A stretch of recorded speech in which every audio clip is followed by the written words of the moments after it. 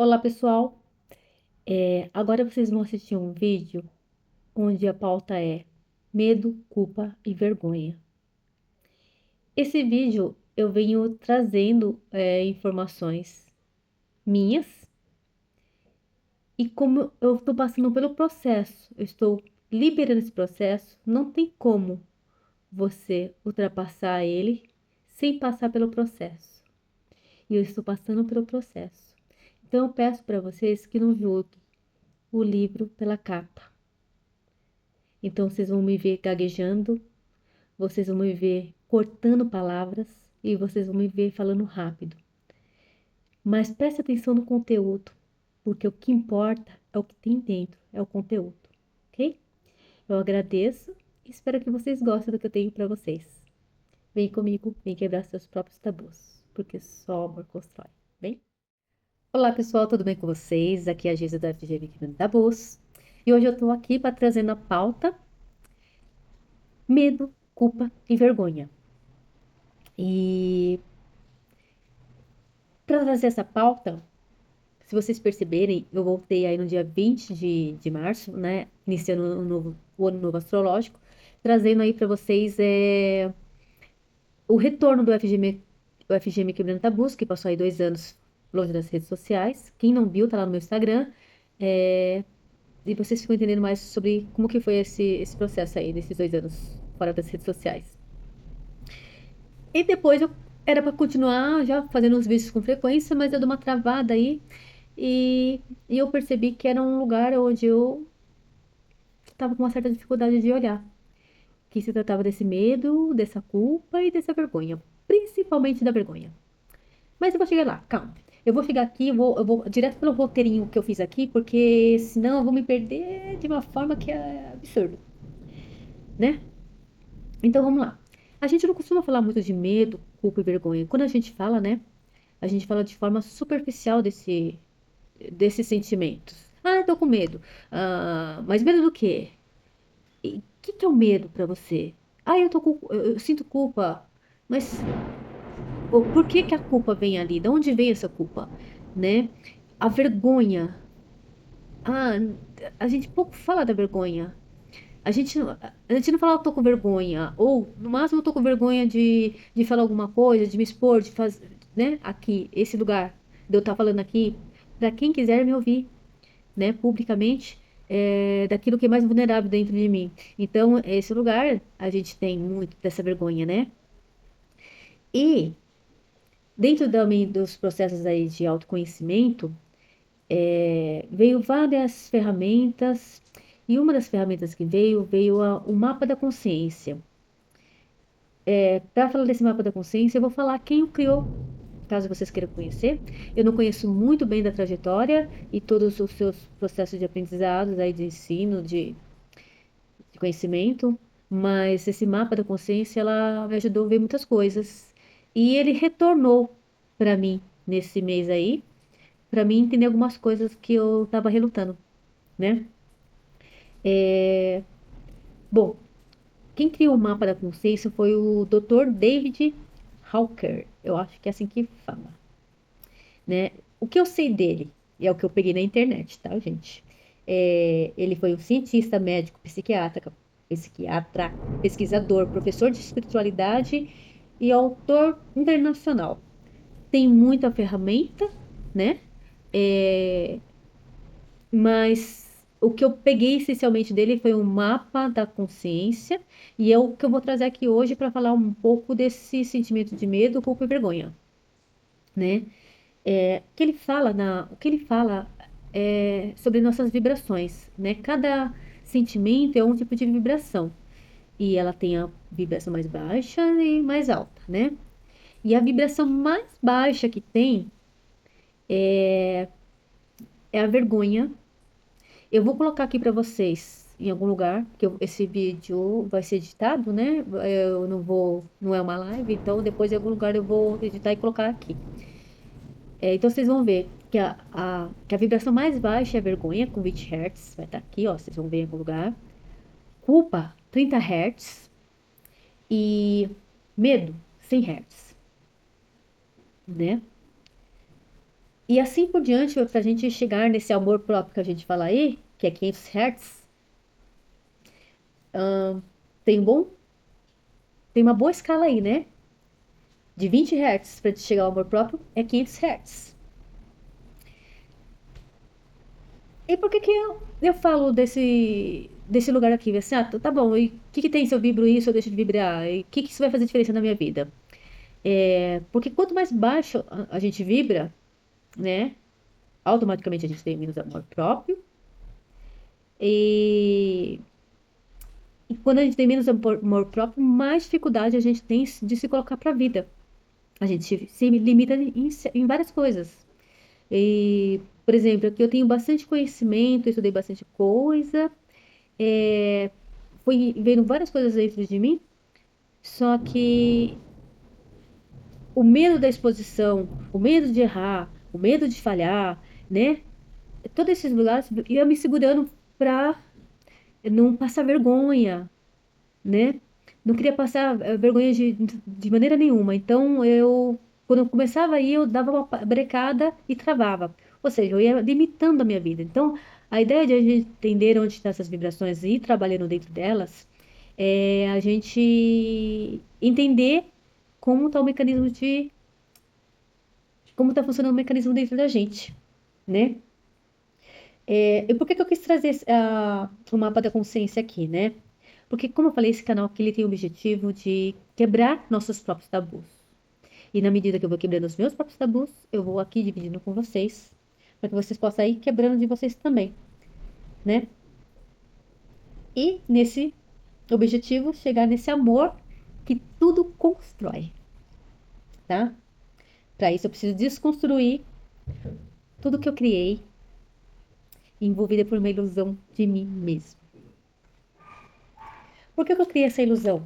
Ó, vou ler, gente, porque senão eu vou sair totalmente fora daqui do negócio e depois já não sei mais o que eu tô falando e assim vai, né? Porque eu criei uma ilusão onde, dessa ilusão, eu me protegeria de entrar em dores, em lugares onde doía dentro de mim, que eu não queria acessar. Como eu falei na live, que eu fiz aqui quase um mês atrás, né? Naquele Instagram, né? E porque um mês atrás eu fiz a abertura voltando, né, pra cá, mas aí foi segurando uma coisa dentro de mim, um medo dentro de mim de me expor. Então eu fiz a live que eu marquei pra fazer a pulso, depois eu falei assim, meu Deus, eu marquei, tenho que fazer. Mas a vontade era de desistir, porque ó, o medo de entrar em contato com a vergonha era muito grande, né? Deixa eu falar aqui, deixa eu ver aqui, vamos lá. Porque aqui, assim, eu coloquei aqui o FGM quebrando tabus, né? As pessoas conhecem a Geisa, mas a Fátima Geisa quase ninguém conhece. Nem ela mesma, muitas vezes. Então, porque a gente se veste de capas, né? Se veste de capas para esconder aquilo que se torna mais vulnerável na gente. A gente não quer se mostrar vulnerável, né? E a gente cria uma certa ilusão de quem somos. Então, assim, quando a gente olha na escala de David, que é. Eu tô olhando aqui, mas ela vai estar aqui em algum lugar para vocês verem aí também, tá bom? Como esse vídeo vai ser gravado, eu vou depois editar e colocar aí para vocês. Então, assim, a vergonha é uma das vibrações mais baixas que tem. Ela tem 20 Hz. Em seguida vem a culpa, 30 Hz. Depois vem a apatia, 50 Hz. Tristeza, 75 Hz. Medo, 100 Hz. Né? E tudo que a gente quer ter, amor próprio. Para ter amor próprio, são 500 Hz. E o que que a gente faz? Nessa falsa ilusão de achar que tá com amor próprio, a gente se vira e fala assim: ah, eu larguei daquele relacionamento tóxico, tóxico, tóxico, tóxico, tóxico, tóxico.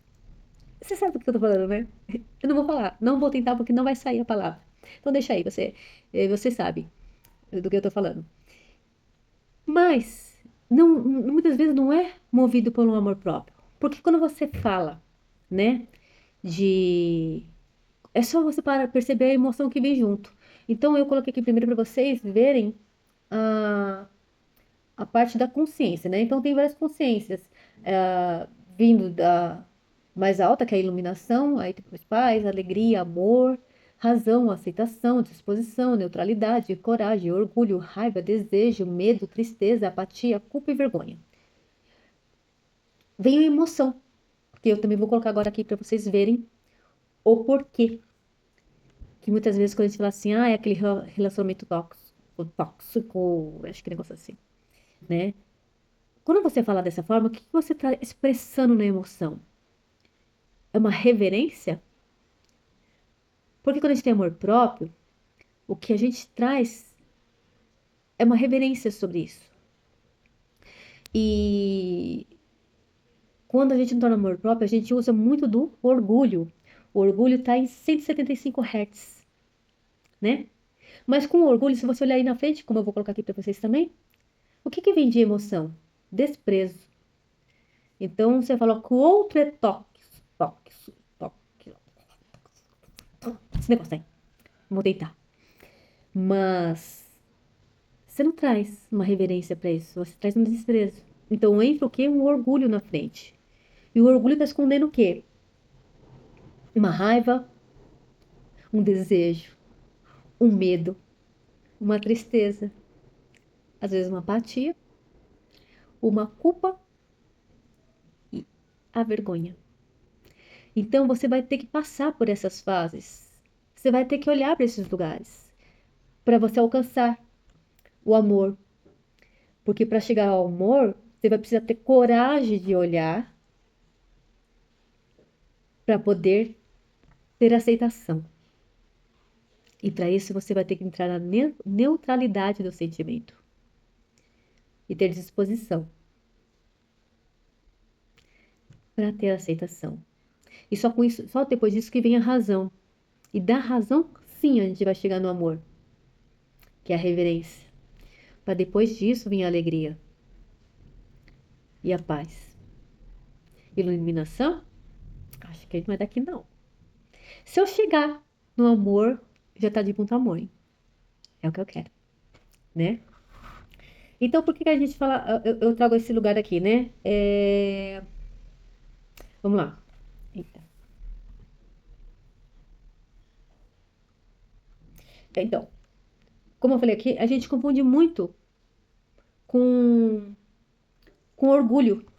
A gente falta orgulho nesse lugar de amor próprio.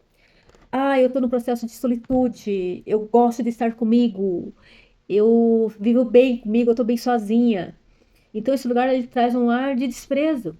É só você entender a sensação da emoção. Não é de reverência, é de desprezo. E quando você está trazendo desprezo, não vai estar no orgulho.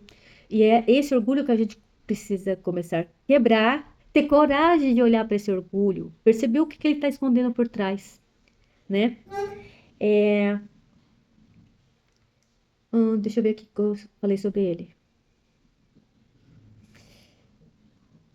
E por que que é importante, né? Porque assim, como eu falei, eu não sei se foi esse vídeo, porque eu já tentei gravar várias vezes esse vídeo aqui, mas eu saí totalmente fora daqui, ó. do ca- Aí eu paro e começo tudo de novo. Porque senão eu vou perder na rota, sabe? Eu tenho um pouquinho lá do TDAH, e esse TDAH faz que eu perco o foco, vou pra lá, igual casa, né? Que eu começo a arrumar, não sei vocês, mas eu sou assim, eu tô na cozinha, de repente eu vou guardar uma coisa que é da cozinha que tava lá no quarto, daí eu começo a arrumar o quarto, daí eu lembro que putz, mas larguei a louça lá pela metade, eu volto pra louça, e assim a gente vai fazendo. É desse jeito. Então aqui é pra mim seguir o que eu escrevi, mas eu acabo dando uma puladinha. É assim mesmo, né? Então vamos lá. E qual que foi o objetivo de eu criar esse GM Quebrando Tabus, né? É fazer essas quebras de tabus. Porque o que que é o tabu? Tabu é tudo aquilo que a gente não quer falar, que a gente não quer ver, que a gente evita, que quando alguém toca no assunto a gente disfarça, né? Muda de assunto, ou fica irritado, né? Vem aqui, ó, vem a raiva. Porque o orgulho tá impedindo que eu acesse.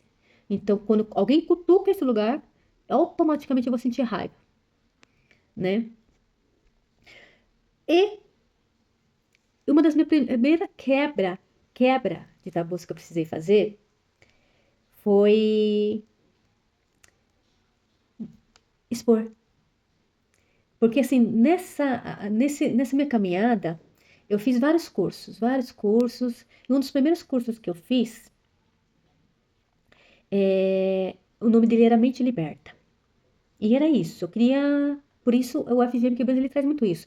Você vê que o meu slogan é uma mulher, sou eu mesmo, quebrando as correntes, se libertando com os braços abertos, para soltar aquilo que me prendia, né? Eu sempre tive uma coisa muito comigo, eu, eu bebia bastante e me incomodava demais. Porque eu falava assim, mas por que que eu não consigo ser feliz se eu não beber? E isso me incomodava demais, demais. Mas eu tinha muita dificuldade de parar, porque assim, parece que eu só era legal se eu bebesse, porque aí eu dava risada, eu tirava, porque a bebida ela traz a nossa limitação, né? Ela tira da nossa limitação e a gente pode ser o que quiser quando a gente bebe. Então eu podia brincar, rir, dar risada, falar besteira, falar daquilo que eu tinha vergonha, é, sem papas na língua. Só que no outro dia seguinte eu tava morrendo de vergonha de quem eu era, né? Do que eu fiz, do que eu falei, como eu falei, né? E nesse curso eu falava assim, o que que você quer ser? Pra onde você quer ir? E eu tava assim tão perdida, mas tão perdida dentro de mim, que eu pensei, "Uf, faço a mínima ideia. A mínima ideia. O que que eu quero ser, pra onde eu quero ir? Não sei. E aí ele falou assim, volta lá pra sua criança. O que que você iria ser quando era criança? E quando eu era criança, tudo que eu queria ser era lá nos palcos. Queria ser atriz. Eu lembro que eu fui ver um balé, eu achei a coisa mais linda do mundo. Eu queria estar lá em cima nos palcos, né? Eu só não tinha dinheiro pra pagar a roupa pra apresentar. Mas era meu sonho estar lá em cima do palco. Eu queria estar no centro das atenções, né? Mas, então, para mim poder ser o centro das atenções, eu tinha que fazer uma primeira quebra. E essa primeira quebra era: deixe de ser amostrada, menina. Isso não é coisa de menina direita. Essa fala não escutei dentro da minha casa. Mas essa fala, eu via muita novela, em coisas na televisão, que falava de um comportamento nordestino. E eu era filha de nordestino. Então, na minha casa, a frase que chegava era assim. Pelo menos que era meu pai que falava, eu escutava muito meu pai falando assim. Mas é um cabra metida besta mesmo. E se eu quisesse ser amada, eu não podia ser se cabra metida besta, né? E eu tinha que me encolher. Então foi a primeira quebra. Eu precisava quebrar, eu precisava ser essa amostrada. Eu precisava ser essa metida besta, né? Mas na verdade, de essência, eu era um bichinho do mato, vivendo na cidade. Porque sendo filha dos meus pais, eu era eles também, né? Mas eu tinha vergonha de ser quem eu era e eu queria ser descolada. Então eu fui vestindo outras vestes que não eram as minhas vestes. E a bebida entrou nesse lugar, né? A bebida entrou porque quando eu bebia eu podia ser o que eu quisesse. É, E uma das coisas que aconteceu ainda na primeira série, eu dentro de casa eu escutava muito meus pais falar do Ceará.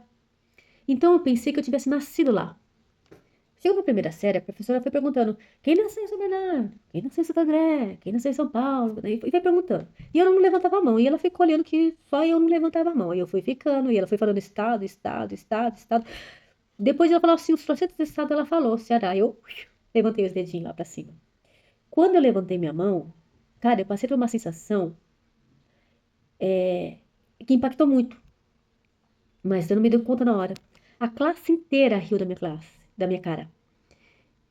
Eu nem entendia qual era o problema ter nascido no Ceará. Mas ali eu entendi que eu não podia ser cearense e aquilo virou um tabu pra mim. Então eu fui esquecendo de quem eu era, das minhas raízes e fui colocando isso para debaixo do tapete. Tipo assim, não quero ser. tinha vergonha porque eu tinha o rosto meio quadrado, então dizia que o nordestino tinha a cabeça quadrada, cabeça chata, aí eu olhava assim, passava a mão na minha cabeça, eu sentia que minha cabeça era chata, eu não queria aquilo. Então eu comecei a ter muita vergonha já de quem eu era, muito, muito criança ainda, com 6 7 anos de idade, né? E por que que eu tô falando isso aqui? Ah, é pra falar que é culpa dos alunos, do professor? Não, não é isso. É para que vocês possam entender da onde que vem, né? O que que vem, o que que faz, porque isso trouxe um condicionamento dentro de mim. Qual o condicionamento? Como eu falei aqui, a gente tem a consciência, que eu comecei a ter a consciência da vergonha, mas a emoção que disparou naquele momento em mim a, foi da humilhação. A classe toda riu da minha cara. E eu me senti muito humilhada. Então, fazer o FGM Quebrando Tabus foi eu quebrar esse tabu da humilhação. Aquilo aconteceu quando eu era criança, por aquele motivo, eu lá sei por quê. Eu entendo que acho que os nordestinos não eram muito bem-vindos aqui em São Paulo, pelo que eu posso entender, porque de certa forma eles veio aqui trabalhar um valor mais baixo do que quem já estava aqui, se foi um trabalhar por valores mais baixos, isso acabava tirando um emprego de quem estava aqui. É o que eu sei ali por alto, né? Mas assim, eu não entendia por que que aquelas crianças todas riam de mim. Aí a professora foi me explicar, perguntou onde eu tinha nascido para mim. Eu falei que eu tinha nascido no Hospital São Bernardo e tal. Dela falou assim: não, então você não é do Ceará, você pode ser filha de cearense, mas você nasceu aqui. É, o que, o que não tinha uma coisa a ver com a outra, porque assim, tudo bem que eu nasci aqui, mas e se eu tivesse nascido lá? Qual era o problema de eu ter nascido lá? Mas aquilo me chocou e eu comecei a ter medo e vergonha de quem eu era, né? E o que ficou gravado no meu corpo foi a sensação de humilhação. Então, toda vez na minha vida, de forma inconsciente, que eu ia me colocar numa situação que eu ia me expor, eu travava, porque eu entendia que eu ia ser humilhada. E tudo que eu não queria era ser humilhada, né? Mas eu não tinha isso conscientemente como eu tenho agora. Eu fui, né, no processo interno de buscando, né, porquê das coisas, né? O porquê que eu sinto assim, porquê que eu não sinto assim. Muitas vezes, desde nova, eu passo com um psicólogo. Eu lembro que muito nova ainda, eu fiz um curso de comunicação e expressão, porque eu queria conseguir falar. Porque isso me atrapalhou na minha dicção. Até hoje eu tenho essas falhas, né? Porque assim, como você tem um vício de comportamento. Então, assim, com isso, o que eu fui fazendo? Comecei a falar em tom e voz baixa, para que as pessoas nem escutassem direito o que eu estava falando, para que não desse oportunidade de alguém perceber e achar graça e rir da minha cara.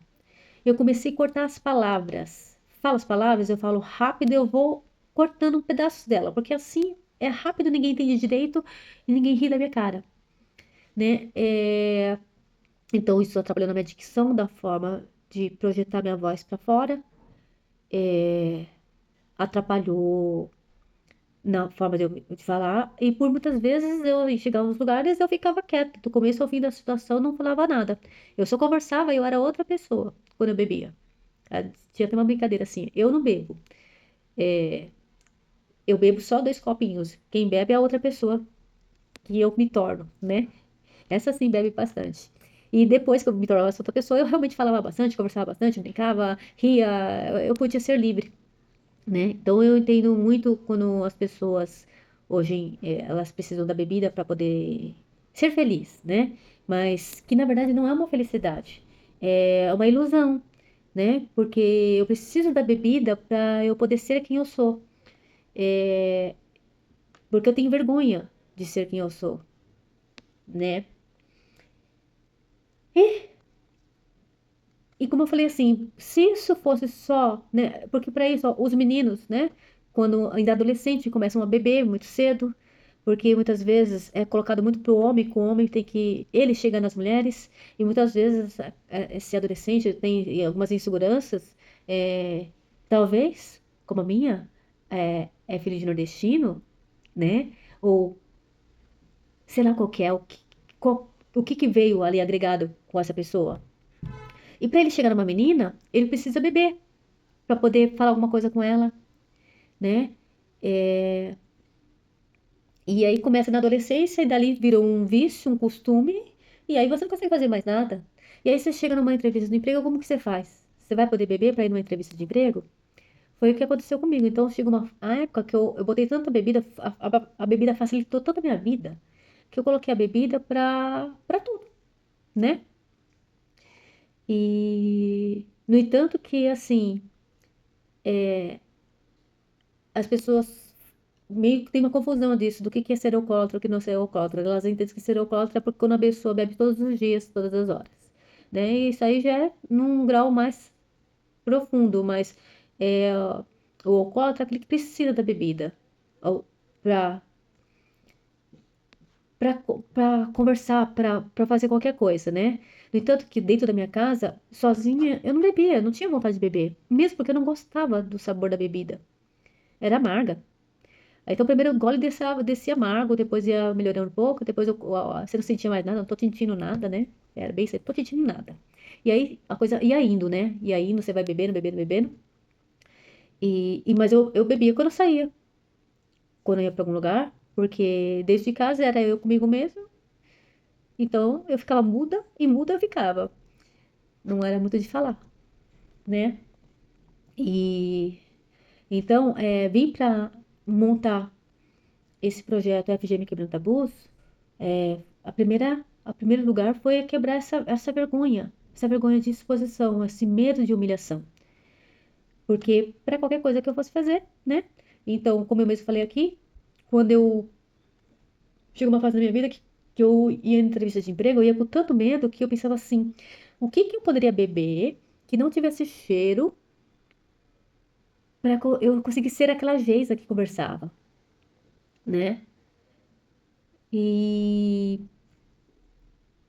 e aí eu comecei a perceber que não era normal, né? Então, muito cedo eu comecei a passar com psicólogos. E nesse decorrer, né, tive que enfrentar esses demônios dentro de mim, porque é, a partir do momento que você tem um condicionamento para se mudar, você precisa fazer outras coisas que são o inverso daquilo que você sempre fez. É, eu ir para os lugares sem beber e eu ficava quieta e olhando. E as pessoas falavam assim, você vai ficar aí olhando, você não vai conversar? E aí, pela primeira vez, eu tive que assumir, mas eu sou essa pessoa. Essa pessoa sou eu. Eu sou essa pessoa quieta, que olha e observo se eu posso falar, se eu não posso falar, e o que que vão falar. Porque essa realmente sou quem eu sou, né? Se não vão me criticar, se não vão gritar comigo, se... Enfim, porque esse é um gatilho, por um dos gatilhos. Mas quantos gatilhos que a gente não tem com medo de expressar nossa própria voz? E muitas vezes quando a gente expressa, a gente às vezes vai no surto, a gente grita para impor o que a gente quer falar, né? Por não reconhecer esses sentimentos que existem dentro da gente, por não olhar para eles, porque, né? Trazia uma dor para mim, eu ter que lembrar dessa humilhação. Aquilo me gerava uma dor. E eu não queria entrar em contato com essa dor. Então, toda vez que eu evitava a situação, eu evitava saber que ela existia, era entender que eu ia entrar em contato com aquilo que me doía. Porque eu não queria me passar de novo por aquela sensação de exposição como eu passei. Que aquilo foi muito dolorido, né? Foi muito dolorido. Enfim, hoje eu acho que esse vídeo foi mais para trazer essa informação aqui. E eu trouxe essa informação um dia bem propício, que eu acho que, como eu falei aqui, ó, eu fiz um vídeo, comecei, voltei depois de 2 anos, né? No dia 20 de março. E esse vídeo aqui para vocês provavelmente vai no dia 21 de março, de abril para vocês, um mês depois. Então, nesse um mês, eu fui percebendo que, ai, tá chegando perto, tá chegando perto. E eu não sabia do que tava chegando perto, mas era aquela sensação de medo, de humilhação. Eu tava com medo.